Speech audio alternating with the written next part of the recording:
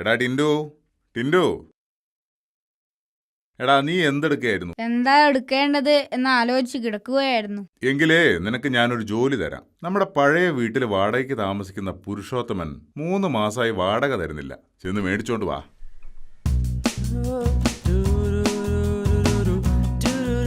നാണിയമ്മേ, സുഖല്ലേ? അല്ല, ഇതാരാ? ടിൻഡു മോനോ? വാ വാ, ചോദിക്കട്ടെ. മോനങ്ങ് വലുതായി പോയല്ലോ. ഇപ്പൊ എത്ര വയസ്സായി? ബസ്സിലും തിയേറ്ററിലും 3, സ്കൂളിൽ 10. നാണിയമ്മേ, ഈ കോഴി ഒരു ദിവസം എത്ര മുട്ടയിടും? എടാ, എല്ലാ കോഴികളും ദിവസം ഒരു മുട്ടയേ ഇടൂ. അയ്യേ, കള്ളം, പച്ചക്കള്ളം. ഇന്നാള് പത്രത്തിലുണ്ടായിരുന്നല്ലോ, അമേരിക്കയിൽ കോഴികൾ സെക്കൻഡിൽ 1300 മുട്ടകൾ ഇടുന്നെന്ന്. അമേരിക്ക അല്ലേ, അങ്ങനെ ആയില്ലെങ്കിലേ അത്ഭുതമുള്ളൂ. പക്ഷെ നമ്മൾ ഇന്ത്യക്കാർ അങ്ങനെ തോറ്റു കൊടുക്കാൻ പാടില്ല. അതിനിപ്പോ എന്താടാ ഒരു വഴി? നാണിയമ്മ ദിവസം എത്ര നേരം ഈ കോഴികൾക്ക് തീറ്റ കൊടുക്കും? 4 നേരം ഞാൻ കൊടുക്കും. ബാക്കിയുള്ള നേരം അത് തന്നെത്താൻ എടുക്കും. നന്ദിയില്ലാത്ത വർഗം. 4 നേരം തിന്നുന്ന ഇവറ്റകൾക്ക് മിനിമം 2 മുട്ടയെങ്കിലും ഇട്ടു തന്നൂടെ? നാണിയമ്മേ, കോഴികൾ ദിവസവും കുറേ മുട്ടയിടാൻ നല്ലൊരു സൂത്രമുണ്ട്, പറഞ്ഞു തരട്ടെ? നേരാണോടാ ഈ പറയുന്നത്? അങ്ങനെ ഒരു സൂത്രം ഉണ്ടോ? പിന്നല്ലാതെ, ഞാൻ കണ്ടുപിടിച്ച സൂത്രമാ. അതായത്, കോഴി മുട്ടയിടാനിരിക്കുമ്പോൾ നമ്മൾ പതുക്കെ പതുക്കെ കോഴിയുടെ പിന്നിൽ ഇരിക്കണം. കോഴി നമ്മളെ കാണാൻ പാടില്ലേ? ഇല്ലടാ, ഞാൻ കോഴി കാണാതെ ഇരുന്നോളാം. എന്നിട്ട് അങ്ങനെ നമ്മൾ കോഴിയുടെ പിന്നിൽ പതുങ്ങിയിരിക്കുമ്പോൾ കോഴി മുട്ടയിടും. ആ സെക്കൻഡിൽ നമ്മൾ മുട്ടയും എടുത്ത് ഓടിക്കളയണം. അതെന്തിനാ? അതല്ലേ സൂത്രം. കോഴി തിരിഞ്ഞു നോക്കുമ്പോൾ മുട്ട കാണില്ല. ചേടാ, ഞാൻ മുട്ടയിട്ടില്ലല്ലോ എന്ന് കോഴി വിചാരിക്കും.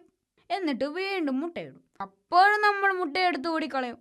ഞാൻ വീണ്ടും മുട്ടയിട്ടില്ലല്ലോ എന്നോർത്ത് വീണ്ടും മുട്ടയിടും. നമ്മുടെ ടൈം അനുസരിച്ച് എത്ര മുട്ട വേണമെങ്കിലും ഇടിക്കാം.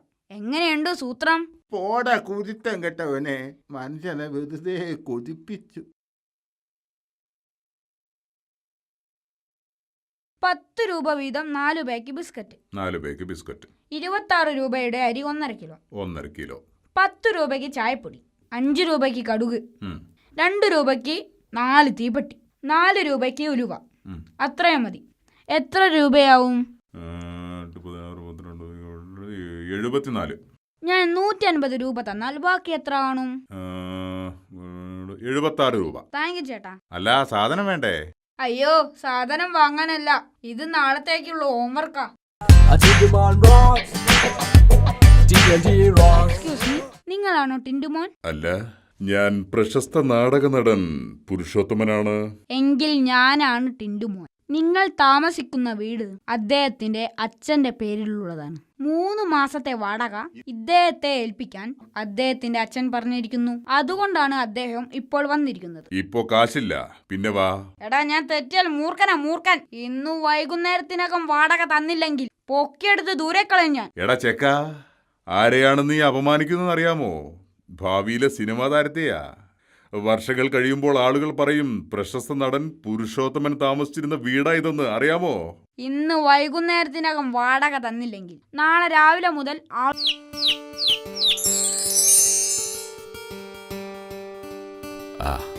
എന്താ ടിൻഡു ഇത്ര വലിയ ആലോചന? അല്ല മുത്തച്ഛ, ഞാൻ നമ്മുടെ ഇന്ത്യയെ കുറിച്ച് ഓർത്തങ്ങടെ ഇരുന്ന് പോയതാ. ഇന്ത്യക്കിപ്പോ എന്തു പറ്റി? ഗാന്ധിജി പോയി, നെഹ്റുജി പോയി, സുഭാഷ് ചന്ദ്രബോസും പോയി. എനിക്കാണെങ്കിൽ സുഖമില്ല. ഇനി ഇന്ത്യയുടെ ഗതി എന്താകുമോ എന്തോ. ആലോചിച്ചിട്ടൊരു എത്തും പിടിയും കിട്ടുന്നില്ല. എടാ ടിൻഡു, നിനക്ക് സുഖമില്ലാത്ത കാര്യം ട്യൂഷൻ മാഷ് അറിഞ്ഞു എന്നാ തോന്നുന്നേ. മാഷിതേ ഇങ്ങോട്ട് വരുന്നുണ്ട്. എവിടെയും പോയി ഒളിച്ചോ. അയ്യോ, ചതിച്ചു. മുത്തച്ഛൻ മരിച്ചെന്ന് പറഞ്ഞിട്ടാ ഞാൻ ഒരാഴ്ച ലീവ് എടുത്തത്. ഓ മുത്തച്ഛൻ, എവിടെങ്കിലും ഒന്ന് പോയി ഒളിക്കേ. ടിൻഡുമോനില്ലേ? ഇല്ല, അവന് നല്ല സുഖമില്ല. ആശുപത്രി വരെ ഒന്ന് പോയതാ. നിങ്ങൾ ടിൻഡുമോന്റെ? ഞാൻ അവന്റെ ഗ്രാൻഡ് ഫാദറാ. കഴിഞ്ഞ ആഴ്ചയല്ലേ അവൻ ഗ്രാൻഡ് ഫാദർ മരിച്ചു എന്ന് പറഞ്ഞ് ലീവ് എടുത്തത്? അയ്യോ മാഷേ, ആ മരിച്ച ഗ്രാൻഡ് ഫാദർ ഞാനല്ല. മരിച്ചത് അവന്റെ അമ്മയുടെ അച്ഛനാ. ഞാൻ അവന്റെ അച്ഛൻ്റെ അച്ഛനാ. എന്നാ ശരി, അവൻ വന്നാ പറഞ്ഞേക്ക് അവൻ്റെ മരിക്കാത്ത ട്യൂഷൻ മാഷ് വന്നിട്ടുണ്ടെന്ന്. എന്തായി മുത്തച്ഛ? എന്തായി പോയോ? മരിക്കാത്ത ട്യൂഷൻ മാഷ് പോയി എന്ന് പറയാൻ പറഞ്ഞു. കഴിഞ്ഞ ക്ലാസ് ടെസ്റ്റിൽ ട്യൂഷൻ മാഷ് മരിച്ചെന്ന് പറഞ്ഞാ ഞാൻ മുങ്ങിയത്. എന്നിട്ടെന്താ? സ്കൂളിൽ എല്ലാരും കൂടി റീത്തുമായി ട്യൂഷൻ മാഷിന്റെ വീട്ടിലേക്ക് പോയി. പിന്നെ കണ്ണീരിന്റെ പൂരമായിരുന്നു എന്റെ മുത്തച്ഛ. അല്ല, മാഷ് ശരിക്കും മരിച്ചിരുന്നോ? സത്യം മനസ്സിലായപ്പോ എല്ലാരും കൂടെ ശരിക്കും എനിക്കിട്ട് തന്നു.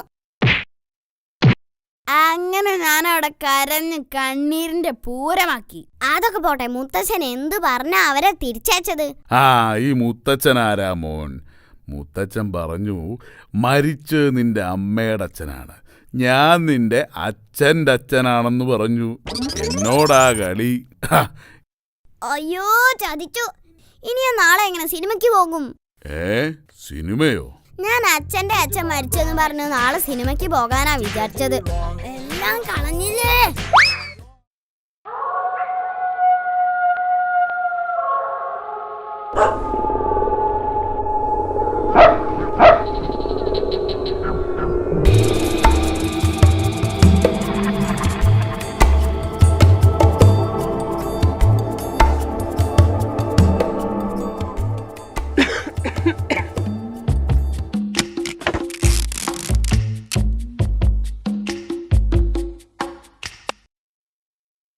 ആരാടാത്? മിണ്ടിപ്പോരുത്, ഞാനാണ് ഇടിവെട്ട് പരമു. ഏതവനായാലും വേണ്ടില്ല, ലേറ്റ് ഓഫ് ചെയ്യ്. മനുഷ്യന് കിടന്നുറങ്ങണം. ഇവനാള് കൊള്ളാലോ. ഒരു കള്ളനെ കിടപ്പുമുറിയിൽ നേരിട്ട് കണ്ടിട്ടും ഒരു കൂസലുമില്ലല്ലോ. അങ്ങനെ വിട്ടാ പറ്റില്ല. ഏയ് ഹലോ, എഴുന്നേൽക്കടാ ചക്ക. ഇത് വലിയ ശല്യമായല്ലോ. എന്താടോ തനിക്ക് വേണ്ടത്? ഞാനിവിടെ മോഷ്ടിക്കാൻ വന്നതാണ്. എന്നെയാണോ ഇയാള് മോഷ്ടിക്കാൻ വന്നത്?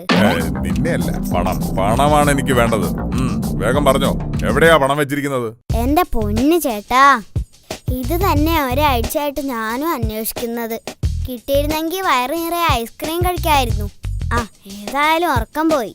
കള്ളനിരിക്കൂ. ഇരിക്കാനൊന്നും നേരമില്ല, എനിക്ക് എന്റെ ജോലി നോക്കണം. പിന്നെ വലിയ കളക്ടറല്ലേ കളക്ടർ. ഈരി ചേട്ടാ, അതെ, ആദ്യമായിട്ട് ഒരു കള്ളനെ ഞാൻ നേരിട്ട് കാണുന്നത്. പിന്നെ പരിചയപ്പെടാതെ പോകുന്നത് ശരിയല്ലല്ലോ. ഇരിക്കൂ. ഇരുന്നില്ലെങ്കിൽ ഞാൻ ഇപ്പൊ ഒച്ച വെച്ച ആളെ കൂട്ടും. എന്റെ അച്ഛൻ പോലീസിലാ, അറിയാവോ? അയ്യേ, പോലീസുകാരെ ഇത്രയും പേടിയാണെങ്കിൽ എന്തിനാ ചേട്ടാ ഈ പണിക്ക് ഇറങ്ങിയത്? പേടി കൊണ്ടല്ലടാ, പോലീസ് എന്ന് കേട്ടാ അപ്പോ ഇരുന്ന് കളയണം, എങ്കിലേ രക്ഷപ്പെടൂ. അതാണ് ഞങ്ങളുടെ ഒരു വിശ്വാസം. അന്ധവിശ്വാസം അല്ലാതെന്ത്? ചേട്ടൻ ജനിച്ചപ്പോഴേ കള്ളനായിരുന്നു. എത്ര വർഷമായി ഈ ജോലി തുടങ്ങിയിട്ട്? താൻ എന്നെ ഇന്റർവ്യൂ ചെയ്യാണോ? അയ്യോടാ, ഇന്റർവ്യൂ ചെയ്യാ ഇയാളാരാ? സിനിമാ നടനോ? മര്യാദക്ക് പറഞ്ഞില്ലെങ്കിൽ ഞാൻ ഇപ്പൊ അച്ഛനെ വിളിക്കും. ചേടാ, ഇത് വലിയ ശല്യമായല്ലോ. എടാ, 20 വർഷമായി ഞാൻ ഈ പണി തുടങ്ങിയിട്ട്. ശരി, ഞാൻ പോട്ടെ. എവിടെ പോവാൻ? അവിടെ ഇരിക്കേ.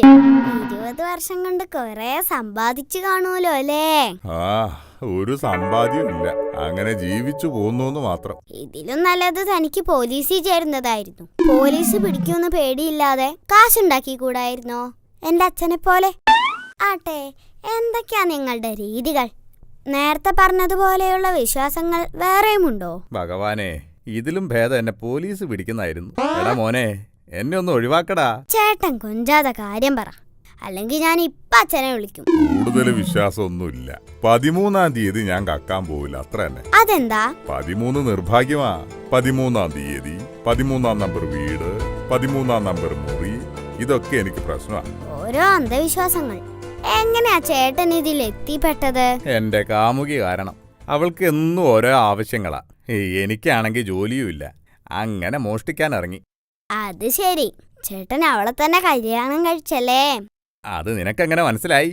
അതുകൊണ്ടല്ലേ ചേട്ടൻ ഇപ്പോഴും ഈ പണി ചെയ്യുന്നത്? അല്ല, ഇത്രയും വലിയ ഫ്ലാറ്റിൽ ഏറ്റവും മുകളിലത്തെ നിലയിൽ ചേട്ടൻ എങ്ങനെ എത്തി? മോനെ, വർഷം 20 കഴിഞ്ഞു ഈ പണി തുടങ്ങിയിട്ട്. ഇതിലും വലിയ ഫ്ലാറ്റിൽ കയറിയിട്ടുണ്ട്, ഇറങ്ങി പോയിട്ടുമുണ്ട്. ചേട്ടനെ ഈ ജോലിക്കിടയിൽ എപ്പോഴെങ്കിലും അബദ്ധം പറ്റിയിട്ടുണ്ടോ? ഒരേ ഒരു തവണ, ഇന്ന് മാത്രം. ഒന്നല്ല, 2 അബദ്ധം. ഒന്നാമത് ഞാൻ ഇവിടെ വരാൻ പാടില്ലായിരുന്നു. രണ്ടാമത്തത് നിന്നെ വിളിച്ചുണർത്താൻ തീരെ പാടില്ലായിരുന്നു. ഹഹാ, നല്ല തമാശക്കാരനാണല്ലോ. കൊള്ളൻ. വേറെ ഏതെങ്കിലും ഒരു തമാശ പറയൂ. അതൊക്കെ നമുക്ക് പിന്നീട് പറയാം. ഇപ്പൊ ഞാൻ പോട്ടെ. പിന്നീട് പറയാന്നോ? അപ്പൊ താൻ ഇവിടെ കയറുന്നത് സ്ഥിരാക്കാനുള്ള പരിപാടിയാ? ആരാ അവിടെ സംസാരിക്കുന്നത്? അയ്യോ അച്ഛൻ, തന്റെ കാര്യം പോക്ക. ദൈവമേ, അതുവഴിയാ അച്ഛൻ വരിക. അത് കുളിമുറിയാ. ഇനി ഒന്നും നോക്കണ്ട, ആ ജാലകത്തിലൂടെ ചാടിക്കോ. അയ്യോ, ഇത് 13ാമത്തെ നിലയല്ലേടാ. അന്ധവിശ്വാസത്തിനൊന്നും ഇപ്പൊ സ്ഥാനമില്ല. രക്ഷപ്പെടണ. यात्रियां कृपया ध्यान दीजिए, गाड़ी नंबर 6001 थोड़ी ही देर में प्लेटफॉर्म नंबर 1 पर आने की संभावना है. അപ്പൂപ്പന് ഹിന്ദി അറിയില്ലല്ലേ? അപ്പൂപ്പ, അതായത് യാത്രക്കാർ ധ്യാനിച്ചിരുന്നോ തീവണ്ടി ഇപ്പൊ 1-ാം നമ്പർ പ്ലാറ്റ്ഫോമിൽ വരുമെന്ന്? അപ്പോ ഇതല്ലേ 1-ാം നമ്പർ പ്ലാറ്റ്ഫോം? അതെ. എന്നാല് ഞാൻ അപ്പുറത്ത് എവിടെയും പോയി നിന്നോളാം. ജീവിച്ചു കൊതി തീർന്നിട്ടില്ല മോനെ.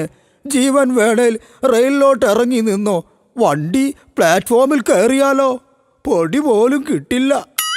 ശോ, കഷ്ടം. ഹിന്ദി അറിയാൻ പാടില്ലാത്തതുകൊണ്ടുള്ള ബുദ്ധിമുട്ട്. ഹലോ, ആ ചിഞ്ചുവോ? എന്താടാ?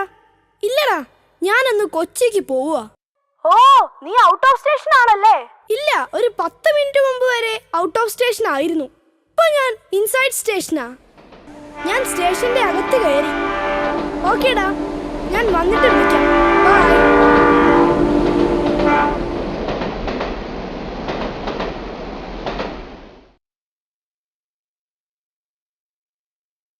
മോനെ, ഇവിടെ സീറ്റ് ഉണ്ടോ? ഓ, ഇഷ്ടം പോലെ.